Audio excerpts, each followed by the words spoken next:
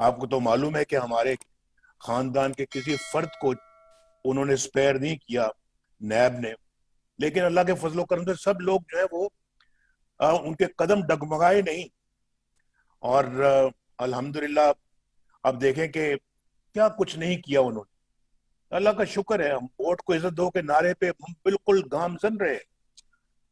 تو میں معزز خواتین و حضرات، بہت عرصے کے بعد کچھ مجھے آپ چہرے آج نظر آ رہے ہیں۔ ہم نے الحمدللہ 3 بار قوم نے ہمیں مینڈیٹ دیا اور پاکستان کی خدمت کے لیے چنا۔ اللہ کے فضل و کرم سے ہم خوشحالی بھی لے کر آئے، روزگار کے مواقع بھی مہیا کیے۔ معیشت کو، یہ شخص بیٹھے ہیں یہاں پہ، ان کا نام محمد اسحاق ڈار ہے، جن کو آج الحمدللہ دنیا یاد کرتی ہے۔ اور آج کے بھی آپ لوگ دیکھ رہے ہیں، ٹی وی پہ آتے ہیں، کبھی کچھ کہہ جاتے ہیں، کبھی کچھ کہہ جاتے ہیں۔ اسٹیٹ بینک کا گورنر کچھ کہہ رہا ہے، وزیر خزانہ کچھ کہہ رہا ہے، جو باقی ایڈوائزر کچھ کہہ رہے ہیں، بات کسی سے بھی نہیں بن رہی۔ اور اس شخص کو کریڈٹ ملنا چاہیے۔ یہ بھی بیچارہ دیکھیں، گھر سے بے گھر ہوا ہے، کیا قصور اس کا، کیا کیا اس نے، کیا کرائم کمٹ کیا ہے، کیا انہوں نے اپنا پاکستان کا لوٹا ہے، یا کیا پاکستان کا چوری کیا ہے، لیکن اپنے جو ہے وہ گھر بار سے محروم کر دیا گیا۔ ان کی بھی جائیداد میری جائیدادوں کی طرح۔ لاہور سے آپ ملتان جائیں، ملتان سے آپ رحیم خان جائیں، رحیم خان سے آپ سکر جائیں، اور پھر حیدرآباد سے کراچی جائیں، آپ کو ہر جگہ پہ موٹر وے ملتی ہے۔ ادھر سے ڈیرہ اسماعیل خان سے لے کے بلوچستان، کوئٹہ، یہ وہاں تک آپ کو موٹر وے ملتی ہے۔ گوادر سے لے کے آپ کو کوئٹہ تک موٹر وے ملتی ہے۔ وہاں پہ ہائی وے آپ کو ملتی ہے، جو کبھی پاکستان کی تاریخ میں کبھی کسی نے کبھی بنانی تو دور کی بات ہے، سوچی بھی نہیں۔ اور بھی یہ جو گلگت ہے، گلگت سے لے کے آپ سکردو جائیں، وہاں سے 50 ارب روپے خرچ کر کے بہترین سڑک مکمل ہو چکی ہے۔ یہ تو تاریخ نئی رقم ہو رہی ہے، نئی تاریخ رقم ہو رہی ہے۔ پتہ نہیں یہ کون سے نئے پاکستان کی بات کرتے تھے۔ نیا پاکستان تو یہ ہے جس کی نہ صرف ہم نے بنیاد رکھی بلکہ پایا تکمیل تک پہنچایا، اور موٹر ویز کے جال بچھائے، میٹروز اور اورنج لائن بنائی ہے۔ شہباز صاحب نے جو میٹرو جو بنایا ہے، اورنج لائن بنائی ہے، بہترین کام کیا ہے۔ جہاں پہ بیٹھے ہوئے ہیں، یہاں سے میٹرو بھی آپ کے پاس سے گزر رہی ہے، اور اورنج لائن بھی آپ کے پاس سے گزر رہی ہے۔ بتائیں اور کیا چاہیے؟ پاکستان کو ایٹمی قوت بنایا مسلم لیگ نون نے، لوڈ شیڈنگ کے اندھیرے ختم کیے۔ شہباز صاحب نے بالکل صحیح داستان بتائی آپ کو کہ کس طرح سے جو ہے وہ ہم نے کہا، میں نے کہا میٹنگ میں فیصلہ ہوا، میں نے کہا 5 سال میں لوڈ شیڈنگ ختم ہوگی۔ اللہ کا کرنا ہوا کہ ہم نے 3 سال میں کر دی، لیکن کمٹمنٹ میں نے ان سب کی، یہ مجھے کہنے لگے، شہباز صاحب کہنے لگے نہیں ووٹ نہیں ملے گا، آپ 1 سال کہیں۔ میں نے کہا شہباز شریف صاحب 1 سال میں نہیں ہونا، یہ چلے پھر 2 سال کہہ دیں۔ میں نے کہا 2 سال میں بھی نہیں ہونا تو پھر 3 سال کہہ دیں۔ 3 سے میں نے کہا نہیں، مجھے 5 ہی کہنے دیں، کوشش کریں گے ہم، پہلے کر لیں تو اگر ہو جائے گی تو بہت اچھی بات ہے کہ کہا 5 سال تھا، کر دیا 3 سال میں۔ لیکن یہ ممکن نہیں تھا بھائی، شہباز صاحب کی ذاتی محنت اگر شامل نہ ہوتی تو لوڈ شیڈنگ کے اندھیرے ختم کرنا ممکن نہیں تھا۔ اور شہباز صاحب نے بہت اچھی بات کی ہے، جو خواجہ سعد رفیق کو داد دی ہے کہ یہ وہاں پہ جو ہے وہ انہوں نے ریلوے ٹریک بچھایا وہاں پہ۔ ان کو بھی شاباش کہ اتنی کم مدت میں ریلوے ٹریک بچھایا، اور ماشاءاللہ یہ اس کو ترقی کہتے ہیں، اس کو نیا پاکستان کہتے ہیں۔ دہشت گردی ہم نے ختم کی، ورنہ تو آپ جانتے ہیں کہ ملک میں دہشت گردی کا کیا عالم تھا، روز بم دھماکے ہوتے تھے، روز روز، اور کبھی لاہور میں ہو رہے ہیں، کبھی کوئٹہ میں ہو رہے ہیں، کبھی پشاور میں، کبھی کراچی میں، کہیں کہیں۔ آپ جانتے ہیں بھائی، جانتے ہیں آپ اچھی طرح سے۔ اور پھر پاکستان کو امن کا گہوارہ بنایا انکلوڈنگ کراچی. یہ شہباز صاحب بیٹھے ہیں, پوچھیں سب سے, پوچھتے ہیں مجھے, پوچھیں سب سے, پوچھیں کس نے پاکستان میں اسکول, کالجز اور یونیورسٹیاں بنائی؟ یہ شہباز شریف صاحب یہاں بیٹھے ہوں, اور ان کی ٹیم نے. ہسپتال کنہوں نے بنائے؟ انہوں نے ہسپتال بنائے, اور بہترین ہسپتال بنائے, ایسے ہسپتال کہ اس کے اسٹینڈرڈ کے ہسپتال یہاں لندن میں بھی مشکل سے دیکھنے میں ملتے ہیں, ایسے ہسپتال. اس کو کہتے ہیں نیا پاکستان, یہ ہے نیا پاکستان. لیکن اب دیکھیں ستم, دیکھیں حالات کا, کہ 2000 کے الیکشن آئے, چوری کر دیے گئے, اور نئے پاکستان کے نام پر نااہل, نالائق کھلنڈروں کا ٹولہ, وہ اس کو یہاں پہ آ کے پاکستان کے سر پہ بٹھا دیا گیا, اور عمران خان کو 22 کروڑ عوام پر مسلط کر دیا گیا, اور جس نے نام تو نئے پاکستان کا لیا لیکن پرانا پاکستان بھی تباہ کر دیا. یہ ہے اصل حال یہ ہے. سٹاک مارکیٹ زمین بوس ہو گئی, پاکستان کے قرضے 42,000 ارب تک بڑھا دیے, اور سرکولر ڈیٹ 2800 ارب پر پہنچ گیا ہے. اور ڈالر دیکھیں, ڈالر, یہ شخص تھا ڈالر 100 روپے 105 روپے کا تھا, آج 180 کا ڈالر ہو گیا ہے, 180 روپے کا. اور آج پاکستان کے اندر مہنگائی اور غربت ہے, اندر غربت اور مہنگائی ہے, اور باہر سفارتی تنہائی ہے. یہ عالم پاکستان کا سبز پرچم کی عزت کا حال یہ ہے, سبز پرچم کی عزت کا عالم یہ ہے کہ $1 بلین کے لیے بھیک مانگنے کے لیے کشکول لے کے جا رہے ہیں. یہ پاکستان کو بے توقیر کر دیا ہے, بے عزت کر دیا ہے انہوں نے, بے عزت. اور یہ ڈار صاحب بیٹھے ہیں, کل ہی ان سے بات ہو رہی تھی, چائنا نے ہمیں لون دیا ہوتا بڑا پرانا, اور وہ ہر سال رینیو ہوتا تھا. کتنا تھا؟ $1 بلین. میں نے ڈار صاحب سے کہا, میں نے کہا ڈار صاحب ہر دفعہ میرا چین کو نہیں دل کرتا, کہ میں, چین ہمارا بہت دوست ہے, لیکن میں اپنے دستکوں سے ہی نہیں کہہ سکتا کہ جناب اس کو رینیو کر دیں, لون کو ایکسٹینڈ کر دیں. برائے کرم آپ ذرا تھوڑا سا نکالیں خزانے سے پیسہ, یہ لون پے کر دیں. تو ڈار صاحب کہنے کہ یہ فارن چینج ہے, ہمارے ریزرو میں کمی آ سکتی ہے. میں نے کہا آتی تو آ جائے, کوئی فرق نہیں پڑتا, پیسے آپ ادا کریں. ہم نے وہ پیسے ادا کر دیے, بیٹھے ہوئے ہیں میرے پاس, اور میں نے کہا میں خط نہیں لکھ سکتا, اپنے دستخط نہیں کر سکتا کہ جناب یہ $1 بلین کا لون آپ مزید ایکسٹینڈ کر دیں. میں نے کہا میں ایکسٹینڈ کرنے کے لیے بھی نہیں لکھتا, مانگنا تو درکنار ہے, میں ایکسٹینڈ کرنے کے لیے بھی نہیں لکھنا چاہتا, آپ ادا کریں. الحمدللہ انہوں نے $1 بلین دیا, ادا کیا. ہم نے چائنا کا شکریہ ادا کیا. آئی ایم ایف کے پروگرام کو خدا حافظ کہا. یہ کہتا ہم آئی ایم ایف کے پاس جائیں گے, جانے سے پہلے میں خودکشی کر لوں گا.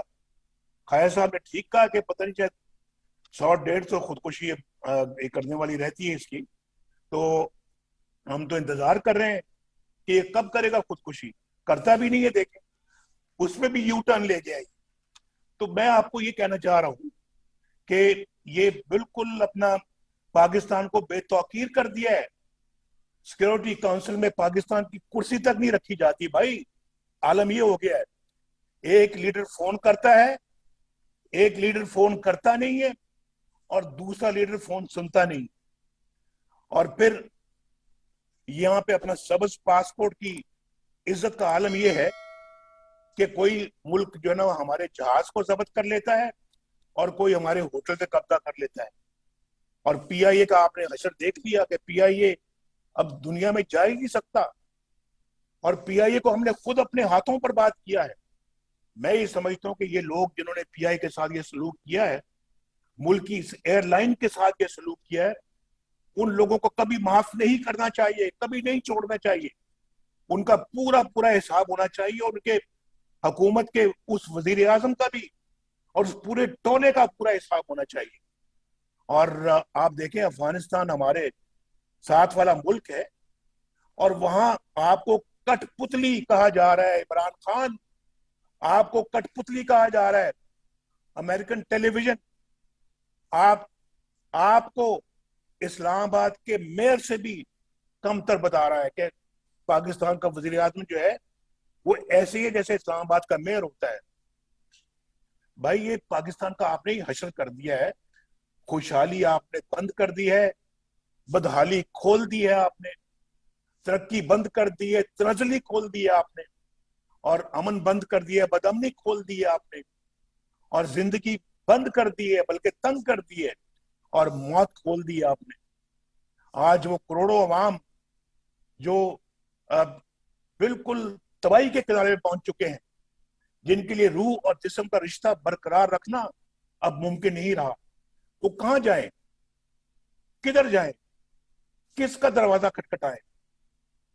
اور گرم پانی میں سوکھی روٹیاں بھگو کر بچوں کو کھلانے والا باپ کس سے فریاد کرے؟ سنا ہوگا آپ نے بھی سوشل میڈیا پہ، میں نے بھی سنا، باپ کی آنکھوں میں آنسو آ گئے، وہ بتا رہا تھا کہ میں اپنے بچوں کو صبح کے وقت، صبح اسکول جانے سے پہلے رات کی روٹیاں نمک اور تھوڑی مرچیں ڈال کے گرم پانی میں ان کو گھول کے میں ان کو ان کو کھلائی، اور تاکہ وہ اسکول چلے جائیں۔ مجھے بتائیں کہ یہ عالم ہو گیا ہے ملک کے اندر، اس بیمار بچے کی ماں کدھر جائے جس کے پاس دوائی کے پیسے نہیں ہیں؟ کدھر جائے، وہ کیا کرے؟ اور وہ لاچار باپ کدھر جائے جس کے پاس اسکول کی فیسیں نہیں ہیں، بچوں اور ان کے بچوں کی کتابوں کے پیسے نہیں ہیں، اور کسی کے باپ کے پاس پیسہ نہیں ہے، مزدوری نہیں ہے، بچوں کو رات کو بھوکا سونا پڑتا ہے۔ میں نے ایک اور بہت ہی افسوسناک منظر دیکھا سوشل میڈیا پہ کہ وہ والدہ رو رہی ہے اپنا منہ چھپا کے، اور جو ہے اس نے دوپٹے سے اپنا منہ ڈھانپا ہوا ہے، چھوٹے چھوٹے بچے ہیں، 2-3 بچے، ماں کو کہتی ہیں امی آپ کیوں رو رہی ہیں؟ تو کہتی نہیں میں رو تو نہیں رہی، نہیں آپ رو رہی ہیں، امی آپ مت روئیں، ہم نے آپ سے، ہمیں بھوک نہیں لگی ہوئی، بھوکے بچے ہیں، وہ بھوکے بچے ہونے کی وجہ سے ماں رو رہی ہے، امی آپ نہ روئیں، ہمیں بھوک نہیں لگی، ہم ٹھیک ہیں، ہمارا پیٹ بھوکا نہیں ہے۔ اب بتائیں، سننے والا بھی رو پڑتا ہے، اس کے بھی آنسو نکل آتے ہیں۔ یہ عالم ہو چکا ہے پاکستان میں۔ مجھے بتائیں، آج آپ بھی بیٹھے ہوئے ہیں، کوئی 20-25 ہزار روپیہ کمانے والا بندہ جو ہے، یا کم سے کم تنخواہ لینے والا بندہ تو 15-16 ہزار کی تنخواہ لیتا ہے، کیسے گزارا کرتے ہیں؟ 15-16 ہزار روپے تنخواہ لینے والا کیا گزارا کر سکتا ہے؟ لوگ بھوکے سو رہے ہیں، اور کسی کے پاس ہے، حکومت کے پاس ہے، عمران خان کے پاس ہے، غریبوں کی آہوں اور سسیوں کا جواب ہے اس کے پاس؟ کسی کے پاس ہے یہ جواب کہ کروڑوں لوگ بے روزگاری کا کیوں شکار ہو رہے ہیں؟ یہ لاکھوں لوگ جو گھر ہیں ان کی پریشانی کا کچھ جواب اس کے پاس ہے، عمران کے پاس؟ یہ آٹے اور چینی کے لیے لوگ لائنوں میں لگتے ہیں، تو ان ماؤں کی آنسوؤں کا جواب ہے جو بیچارے لائنوں میں جا کے آٹا اور چینی خریدتے ہیں؟ مجھے آپ بتائیں کہ یہ کس کے پاس اس کا جواب ہے کہ جب آپ کا بجلی کا بل قہر بن کے آپ پہ گرتا ہے تو کسی کے پاس ہے جواب اس کا؟ کسی کے پاس جواب ہے کہ پٹرول اور قیمتوں میں اتنا اضافہ کیوں کر دیا گیا جبکہ باہر پٹرول سستا ہو رہا ہے، پاکستان میں مہنگا ہو رہا ہے؟ بھئی مجھے قوم کو جواب چاہیے ان چیزوں کا، ہم کس سے جواب طلب کریں تمام سوالوں کا؟ کیا یہ قوم ان پریشانیوں سے جو گزر رہی ہے، کسی کو پتہ ہے، عمران کو پتہ ہے کہ کیسے زندگی گزار رہے ہیں وہ لوگ؟ اور ان لوگوں نے تو آپ کے بچوں کی خوشیاں اور ان کے ہونٹوں سے مسکراہٹیں تک چھین لی۔ آپ کے جو آپ کو آج جہاں آپ یہاں سب آئے ہوئے ہیں، یہ سوال آپ کے ہر ایک کے ذہنوں پہ ہونا چاہیے، ہر ایک کے ذہن میں، ہر ایک کے دماغ میں یہ سوال ہونا چاہیے کہ ملک کدھر جا رہا ہے؟ آج پورے پاکستان کے عوام یہ سوال پوچھ رہے ہیں. تو یہ وہ پاکستان ہے جس کے لیے ابھی جو خواجہ صاحب کے والد گرامی نے تو پاکستان بننے کے بعد اپنی جان قربان کی, لیکن جس کے لیے ہمارے بڑوں نے قربانیاں دی, کیا یہ وہ پاکستان ہے جس کے لیے ہمارے بڑوں نے جب اپنے گھر بار چھوڑے تو خاندان کے افراد تو پورے تھے, لیکن پاکستان پہنچے تو گرانا آدھا رہ گیا تھا, آدھے لوگ اللہ کو پیارے ہو کے شہید کر دیے گئے. اور کیا یہ وہ پاکستان ہے جس کے لیے ہم نے اتنی قربانیاں دی اور معصوم بچوں کو تلواروں کی دھار پر تڑپتے دیکھا تھا, اپنے بوڑھے ماں باپ کو کٹتے ہوئے دیکھا تھا, بیٹیوں کی عصمتوں کو لوٹتے ہوئے دیکھا تھا؟ یہ وہ پاکستان نہیں ہے, یہ وہ پاکستان نہیں جس کے لیے ہم نے یہ قربانیاں دی تھی. آپ کے اور میرے بڑے بھی پاکستان آئے تھے, بہت سارے جو پاکستان آئے تھے, ہمارے بڑے بھی پاکستان آئے تھے. تو بھائی کیا ہوا آج پاکستان تباہی اور بربادی کی دلدل میں کیوں دھنس گیا؟ لیکن اس کا جواب بہت سادہ ہے جو آپ کو یاد رکھنا چاہیے, اور یہ ہے جو میں آپ کو کام کی بات بتانے لگا ہوں. جواب ہمیشہ یاد رکھیں, یہ اس لیے ہوا کہ یہاں جس کی لاٹھی اس کی بھینس کا قانون چلا. یہ قانون تو نہیں ہے, لیکن جس کی لاٹھی اس کی بھینس, یہ معاملہ چلایا گیا. یہاں ووٹ کو عزت نہیں ملی, خواجہ آصف کی باتیں درست ہیں, یہاں ووٹ کو پہلی دفعہ ووٹ کو عزت دو کا آج نام لیا جا رہا ہے, لیکن اگر پہلے کیا ہوتا تو شاید آج حالات مختلف ہوتے. یہاں آئین کی تابع داری نہیں ہوئی, حلف کی پاسداری نہیں ہوئی, عوام حق حکمرانی سے محروم رہے. آپ ایسے بیٹھے ہیں یہاں پہ, آپ کا کوئی حکومت لانے میں اور گرانے میں کوئی کردار کبھی نہیں رہا. سب ایک دو چار مرتبہ رہا ہوگا, لیکن ان کو بھی چلتا کیا گیا. آپ جانتے ہیں اچھی طرح سے کہ عوام کی رائے کا احترام نہیں کیا گیا, اور عوام کی رائے پر کسی اور کی رائے کا قبضہ رہا, اور قانون موم کی ناک بنا رہا, اور ریاست کے اوپر ریاست چلتی رہی, اور یہاں پر آزادی رائے پر قدغن لگی رہی, اور آئین سے بار بار, جمہوریت سے بار بار, اور ملک سے بار بار غداری ہوتی رہی. یہ ہے وہ سوالات کے جواب جو آپ کو ہر شخص بیٹھا ہوا جو اس اجتماع میں اس کو یاد رکھنے چاہیے. یہ ہیں وہ اسباب جو آپ کو کبھی نہیں بھولنے چاہیے. لیکن میں ہی سمجھتا ہوں کہ ان سارے مسائل کا حل جو ہے وہ ہو سکتا ہے, اور بشرطے کہ ہمارے 74 سال کے جو ہم نے غلطیاں کی ہیں اس سے سبق سیکھ کر تاریخ کی جو سمت ہے اس کو درست کیا جائے, اور ہم سب تاریخ کی سمت میں جو ہے وہ کھڑے ہوتے, درست سمت میں کھڑے ہوتے نظر آئیں. یہ ہے اس کا حل, اور اس کے بغیر دوسرا حل نہیں ہے. یہ سب سے بڑا حل یہ ہے, میں نہیں سمجھتا کہ کسی کو حق پہنچتا ہے کہ آپ کی رائے کو روکیں, آر ٹی ایس بند کریں, الیکشن چوری کریں, ووٹ آپ کا لیکن کسی اور کے بکسے میں ڈال دیں. یہ نہیں چلے گا. تو جو قوم اپنے ماضی سے سبق نہیں سیکھتی تو اس کا حال کبھی نہیں سنورتا, تو نہ اس کا مستقبل سدھر سکتا ہے. آج ہم ایک اصول پہ کھڑے ہو گئے, تو حضور یہ آپ کو اب مصمم ارادہ کرنا پڑے گا کہ یہی ہمارا راستہ ہے, اور اسی میں ہم چلیں گے, اور اسی سے ہم کھویا ہوا وقار حاصل کریں گے چل کر.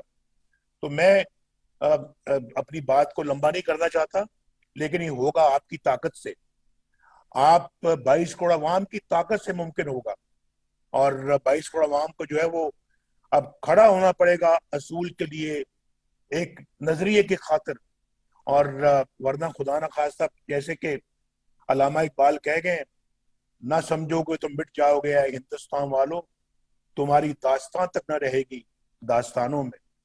اور پھر دوسرا یہ بھی یاد رکھیں ہمیشہ کہ اے طائر لاہوتی، اس رزق سے موت اچھی جس رزق سے آتی ہو پرواز میں کوتاہی. اور اکبر الہ آبادی بھی کہہ گیا ہے، اکبر الہ آبادی نے بھی کہہ دیا ہے، اکبر الہ آبادی نے بھی کہا ہے کہ ہاں وہاں اکبر الہ آبادی نے کہا ہے کہ جینا ذلت سے ہو. اکبر نے سنا ہے، اکبر نے سنا ہے اہل غیرت سے یہی کہ جینا ذلت سے ہو تو مرنا اچھا. بھائی اب آپ نے اگر تو میری باتیں سن کر رجسٹر کی ہیں آپ نے تو ذرا میں آواز مجھے نہیں آ رہی آپ کی، آپ کیا کہہ رہے ہیں؟ صرف میں اپنی آوازیں سن رہا ہوں، آپ کی آواز نہیں مجھے آ رہی. ہاتھ کھڑا کر کے بتائیں کہ آپ نے میری آواز کو، میری باتوں کو اچھی طرح سمجھا ہے یا نہیں سمجھا ہے. جنہوں نے سمجھا ہے وہ ہاتھ کھڑا کریں، ہاتھ نیچے کریں، ہاتھ نیچے کریں.